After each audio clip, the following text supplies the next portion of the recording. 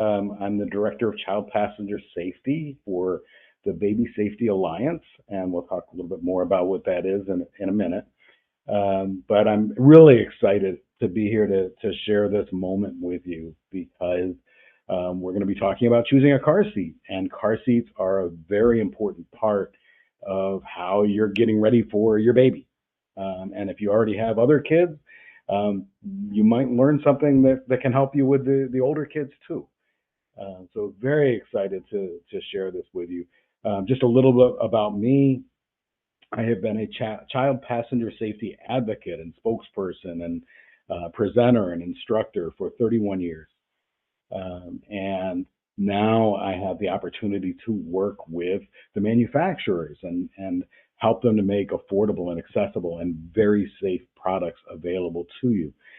So we're just going to talk about how to choose the right one as we go forward. A little bit about the Baby Safety Alliance. If you're not familiar with that organization, um, we did have a presentation yesterday that you may have attended. My friend Amy Chesum presented on choose and use overall for various products. But I'll tell you a little about it in case you weren't in that one. The Baby Safety Alliance was established in 1962, so over 60 years ago, as the Juvenile Products Manufacturers Association. So it was an association of the manufacturers of car seats and strollers and cribs and other juvenile products. Our members represent 95% of the prenatal to preschool products in North America. So really, the bulk of what you're seeing out there, what you're looking at, what you're selecting from right now, uh, is probably from one of our members, or at least some of the ones some of the choices you're looking at are from one of our members. We have really four pillars that we work in. Advocacy to make sure that safe products are available, product safety itself to ensure that the safest products are the ones produced by our members. Education, that's why we're here, and we do a lot of education in various venues. And then philanthropy. We have a philanthropic arm, the Baby Safety Foundation, that I'll talk about in a second. And our goal is to ensure that products are safe and accessible to you and affordable to you.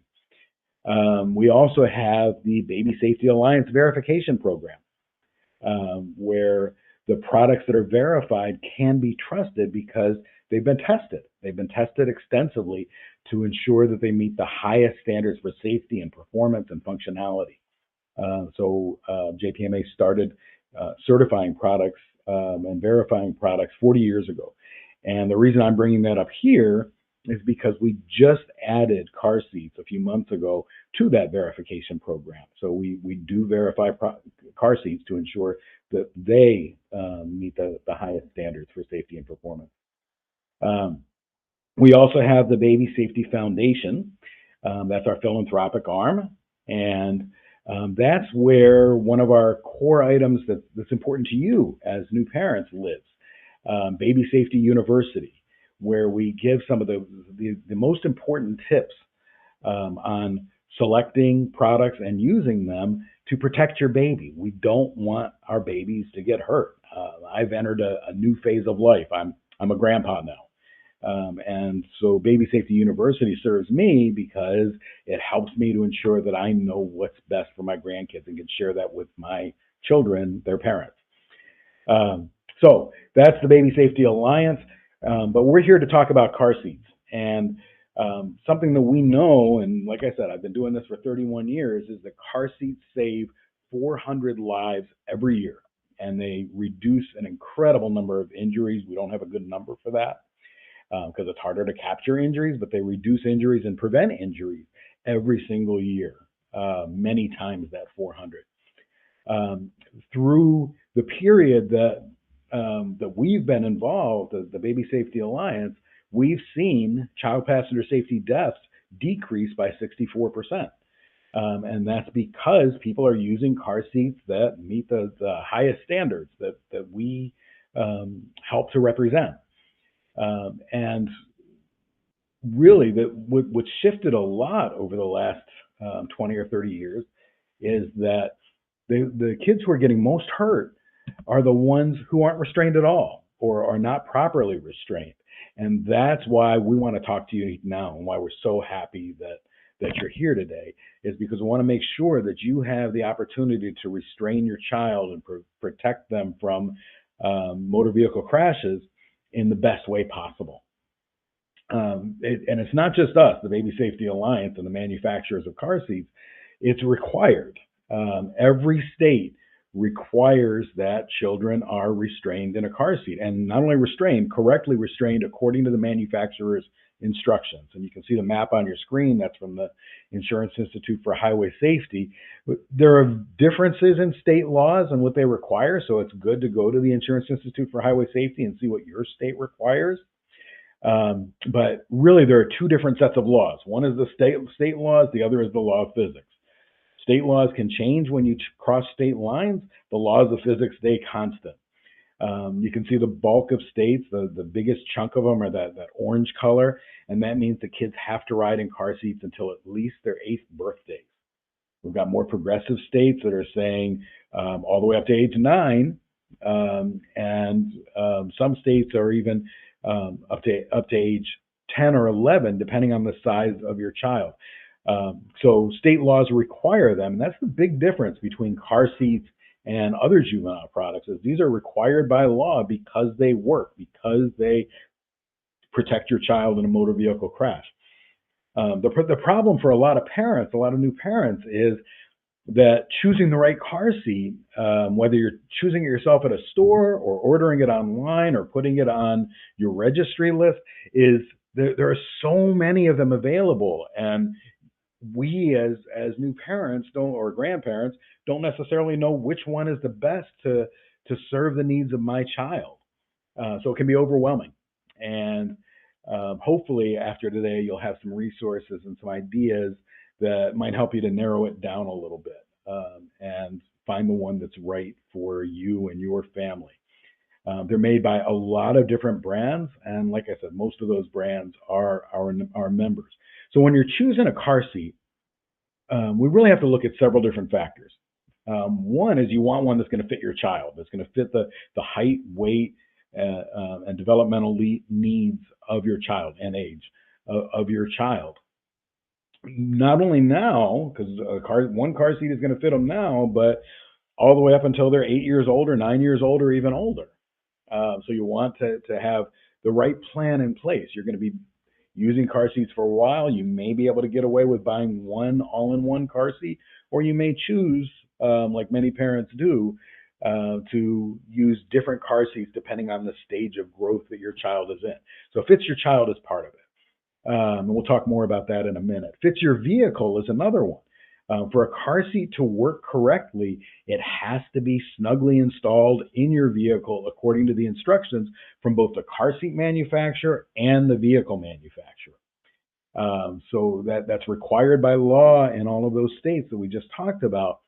But it's also an important part of making sure that the car seat is going to do the best job of protecting your child. And the third big component is you're going to use it correctly every ride, something that you're comfortable with. You're comfortable with the features. You're comfortable with the instructions. And you or anybody else that drives your new child is going to use the car seat consistently and correctly. And then there are some other factors that we can consider in addition to those three. Those three are core. Those three have to be the case no matter what you choose. But then there are other factors, like some car seats have extra safety features built into them. And some car seats have extra lifestyle, convenience features built into them that might fit well with the way your family transports your kids or plans to transport your kids. Or specifics about your family. As an example, if your primary language in your family is Spanish, then you might want to get a car seat that has Spanish language labels on it that tell you how to use it correctly in case a different family member drives your child. There could be convenience features, like one of the big things that parents are asking me about right now is seats that rotate, seats that have a swivel feature. That's a convenience feature. No matter what, it still has to fit your kid, fit your car, and you're going to use it right. But that other feature may make that easier for you to transport your child. Or if you travel in multiple vehicles, one that can go in and out easily into multiple vehicles is going to be important. So that's just a kind of an overview of what we're going to be talking of, some of the things we're going to be talking about. But really, I want to focus in on the one that fits your child. When you don't, if you're expecting your child, if your child hasn't been born yet, you don't really know your child's size yet. You have an idea from the sonograms that you've seen already. But all of these are factors from now until your child graduates to seatbelts alone in choosing the right device to protect them the best. Your child's age is one of them. We like to see children riding rear facing as an example for as long as the manufacturer allows. And the reason for that is because we want their bones and their cartilage and their other body parts to have time to develop. And the only thing that solves for that is time. So age is an important factor. Another important factor is the weight of your child. Car seats are tested with specific weight ranges that they're appropriate for in each mode of use. And so your child's weight is a factor in not only the car seat that you choose, but also which way you use it. Some of them have multiple modes, multiple choices on how you use it. Your child's height is another factor. Some children are very tall and skinny, and other children are not as tall and are maybe a little thicker. And so your child's specific body size, the height and weight, can determine which car seat is best for you, can help determine. And then the developmental level. We want to make sure that your child has the support that they need depending on the developmental level. Some children have very special transportation needs, and other children, we still need to look at developmental level, how they're developing, to determine whether they should still be rear facing or forward facing or in a booster seat or a seatbelt. We'll talk about each of those. No matter what car seat you're using, really important. This slide is probably one of the most important things that you're going to see, is you need to read and follow the manufacturer's instructions. And those instructions are specific to your model, the car seat that you choose. Car seats, to an untrained eye, look like they're very similar to each other, and they should work pretty much the same way. That is not the case. The car seat instructions are very specific to the model. And the reason for that is that the car seats are designed and tested to protect children best when they're used correctly according to the instructions. The manufacturer has designed and tested them in specific ways. So knowing those ways by following the instructions is going to be an important part of providing the best possible protection you can for your kids. And it's important not only to look at the car seat instructions that tell us how it was designed and tested, but also to follow the vehicle manufacturer's instructions. They're going to have guidance in their vehicle owner's manual on how to correctly secure that child restraint, that car seat, to the car. So looking at both of those and making sure you're following both of those is important. Now I know I'm a grandpa, I'm a guy, and I know that it's kind of a stereotypical thing. Guys don't need instructions. We can wing it. We can figure it out. Yeah, I've seen that work in a lot of cases. This isn't the place to do that. When we're talking about our baby safety and protecting a child from motor vehicle crashes, following the instructions is really important. Take the time to do it. Look at the labels. Look at the instructions. If you need help from, number one, your manufacturer, the manufacturer of your car seat can help. If you go to one of our websites from our philanthropic arm, babysafetyuniversity.org, there's a directory there of car seat manufacturers, and that directory includes how to reach their customer service. Do they have video customer service available? Do they have text customer service? Do they have, what are their phone customer service hours? Can I reach them by email? Are there videos that are available on their website? And all of those items in the directory for each manufacturer have links to their website, so you can get to the information that they provide. So that's one place to get help using your car seat correctly and following the instructions. Then another place is there are 40,000 child passenger safety technicians, people who have been trained for 3 to 4 days and have a lot of experience with car seats, who can help you in your own neighborhood or virtually online. You can see the shirt that I'm wearing, actually, by coincidence. It says I'm a child passenger safety instructor. That's for that class. I train child passenger safety technicians. And the way you're going to find a child passenger safety technician who can help you in your area is the website that's down at the bottom of your screen, safekids.org/find-a-tech. And for the most part, those people are police officers, firefighters, nurses, some doctors, community members that are interested in helping other community members who have had full training in a certification course, a standardized course, and provide the service free to you. So first place to stop is your instructions. Second place is ask the manufacturer for help. And if you want hands-on help, if you want somebody who's trained and experienced to look at your car seat and just double check you, find a car seat technician in your area. And most of them will do that at no charge for you. Good resource. When we're looking at choosing the right car seats by height and weight and age, we have guidance from some of the experts in the field. Not only the manufacturer experts, but also the regulators. There's a federal agency, the National Highway Traffic Safety Administration, that has minimum performance regulations for all car seats.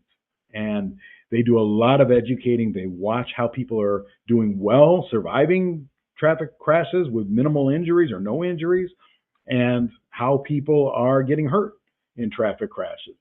And so they are a great source of information when we're trying to choose what works, help people avoid injuries, and what doesn't work so well, what practices don't work so well.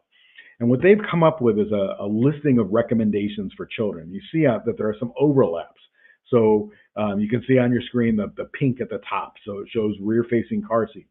And that's from birth, and it could be all the way up to 3 years old as far as the National Highway Traffic Safety Administration is concerned. And the longer we keep them in each mode of use, according to this organization, this federal agency, the safer they are. So delaying transition between those. When we're looking at up to age 3 for rear facing, we also see the overlap. They could be riding forward facing depending on the specific height and weight of the child and the specific car seat that they're using. They could be forward facing as early as age 1. Most advocates recommend at least until age 2, and some car seat instructions say at least until age 2, staying rear facing before turning forward facing. But the option may be available to you depending on which car seat you're using. So forward facing with harnesses, the National Highway Traffic Safety Administration shows from age 1 through age 7, that could be a choice for you. And also overlapping with that is a booster seat. And that's something that a lot of parents don't understand. That's a place you're going to get in a few years, where from age 4 all the way up to age 12, a child may benefit from riding in a booster seat, depending on your specific child and vehicle and transportation habits. And then beyond that is when the seatbelt alone, without a car seat, can fit a child. And that's going to happen sometime between when a child is 8 years old and usually around 12 or 13 is when that seatbelt will fit, when they graduate from the booster seat. So those are the car seat recommendations for children. We're going to kind of dig into them so you can help you choose a car seat. And this is probably the most important part right now for you if you're expecting a child, is a rear-facing car seat. And in general, experts and manufacturers and the federal regulators all agree that it's safest for infants and toddlers to ride rear-facing as long as possible until they reach the highest weight or height allowed by the manufacturer. Many families start with an infant-only seat on your top left. So a seat that's specifically designed for infants. And the reason a lot of families choose those is a lot of them have a stay-in-car base. So you install the base in your car and leave it in your car, and you click in the carrier portion of it, the part that your child is riding in, into the base, but don't have to reinstall it. You just have to click it in and make sure it's locked in place. The other advantage to that is you can also click it out and and pop it into a compatible stroller. Or you can carry it inside your house with you, because you're probably carrying a few things in. And then once you get inside, move the child, of course, to a safe sleep environment. And I think Amy talked to you about that yesterday if you attended her session. A flat, child-safe crib or bassinet that meets all of the standards and hopefully is JPMA verified, with no extra sheets and blankets and pillows. That's a safe sleep environment. So carry them inside in the rear-facing infant-only seat. But then once you get them inside, if you're going to put them down for a nap, move them to a safe sleep environment before doing it. And then a next step that a lot of families choose after their child has outgrown the infant-only seat or is too heavy to carry around anymore is a convertible or an all-in-one car seat. And that has a rear-facing mode, but a convertible also has a forward-facing mode that we'll talk about in a minute. Or an all-in-one seat has a rear-facing mode, a forward-facing mode, and a booster mode. The reason that could be a next step is that convertible and all-in-one car seats typically have higher rear-facing weight and height limits than infant-only seats do. So they can be a next step that allows your child to benefit from the protection of rear-facing longer. If they can do it longer because it goes to a higher height and weight, then the American Academy of Pediatrics and the National Highway Traffic Safety Administration and a lot of manufacturers, or all manufacturers actually, would recommend longer rear-facing. So once they outgrow that, and you may have an older child, a child that is already with you, that rides this way, or this is something to look forward to in a couple of years, is forward-facing with harnesses. So when children have outgrown the rear-facing weight or height limit of their car seat or the rear-facing mode of their convertible or all-in-one seat, then they move to a forward-facing car seat with a harness. And they should ride in that for as long as possible until they reach the highest weight or height allowed for forward-facing by the manufacturer. So convertible car seats I already talked about can be used rear-facing and then forward-facing. All-in-one models also have a belt positioning booster mode. There's also for forward-facing, specifically for forward-facing, combination harness booster seats that switch from just forward-facing to booster, but they don't go rear-facing. So that's another option that's available to you.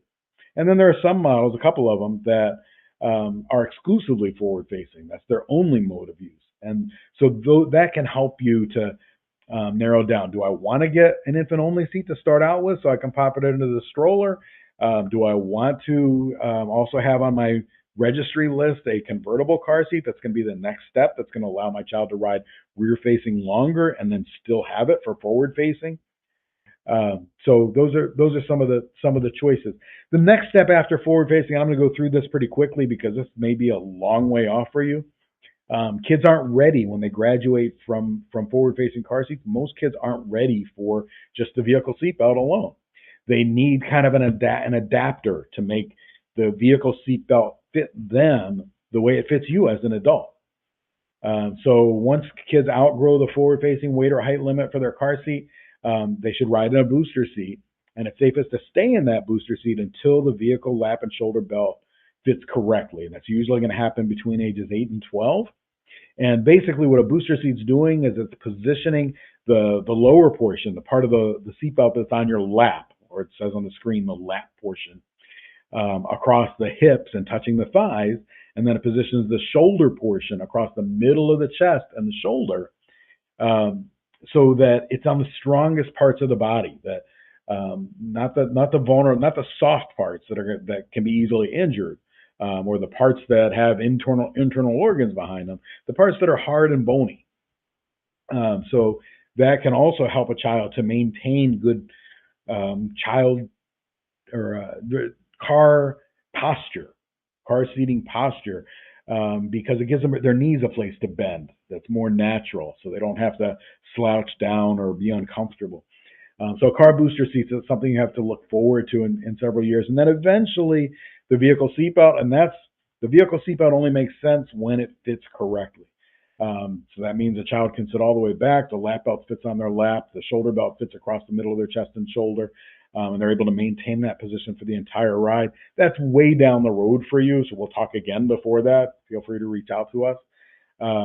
But that's probably going to be sometime between when your child is 8 years old and 13 years old is when they'll be ready for a vehicle seatbelt alone.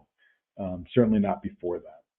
There are a bunch of resources available to you, like the NHTSA, the National Highway Traffic Safety Administration. You can see a QR code on your screen, has a tool where you can enter your child's date of birth, or if you're expecting, you can their intended date of birth, how tall your child is, how much your child weighs, and they will give you a list of car seats that might be appropriate and types of car seats, and also their ease of use ratings for those car seats. Another resource from a completely separate organization, this is the American Academy of Pediatrics, 67,000 pediatricians, and there's a QR code on the screen for that. Has a listing of every car seat that's available right now, and has recently been available. And it gives you the height and the weight limits and the approximate cost, and some of the basic features that the car seats may have in a list form, so you can kind of narrow down your search and decide from a smaller set which one is the best for you. And something to keep in mind, I mentioned to you this very early on in this talk, is that the Baby Safety Alliance is our new name. The Baby Safety Alliance verifies products, and we just added car seats to that verification program. And what that means is that we can ensure that it's a genuine product, that it's compliant with all federal standards and state requirements, and that it's safe. And we just started this program. Not all of the car seat manufacturers participate in it yet, but looking for that Baby Safety Alliance verified seal on the manufacturer's website can be a good starting point for narrowing your search. We don't want you to order a car seat that by mistake is being sold here, but it meets European standards or Asian standards or Australian standards, but does not meet U.S. standards, because state laws require that it meets U.S. standards and the latest U.S. standards. Just kind of reiterate for you that when you're choosing the car seat, these are the things to keep in mind. You got to get one that's going to fit your child that we just went through. It's going to fit your vehicle correctly and be able to be installed correctly. And everyone who transport your kid is going to be able to use the car seat correctly every ride. And then consider extra safety features or extra lifestyle features as well beyond that. One really important thing that's important for any juvenile product, but I'm going to talk to you about it in the sense of car seat, is that you register your car seat. A lot of people don't. There's a business reply mail card that you see on your screen that comes with every car seat. It's required to. If you fill in that form and send it in, that notifies the manufacturer, I'm the owner of this car seat. And if the car seat is ever recalled, they notify you. They're required by law to notify you of that recall. There are other ways to register your car seat as well. You can call the manufacturer customer service line. There's a label on your car seat that tells you what that phone number is. And they can register it over the phone. You can visit the manufacturer's website where they allow for online registration. So lots of different ways to do it. The important thing is that you do it. Because if there is ever a recall or a safety campaign for your car seat, you need to be notified. You're not going to get junk mail by doing this. It is against the law for a manufacturer to use that information to contact you for marketing purposes or any other purposes. They can only contact you for a recall or safety campaign for your model. If you already have a car seat from an earlier child, you can also check for recalls. I just put a QR code up on your screen.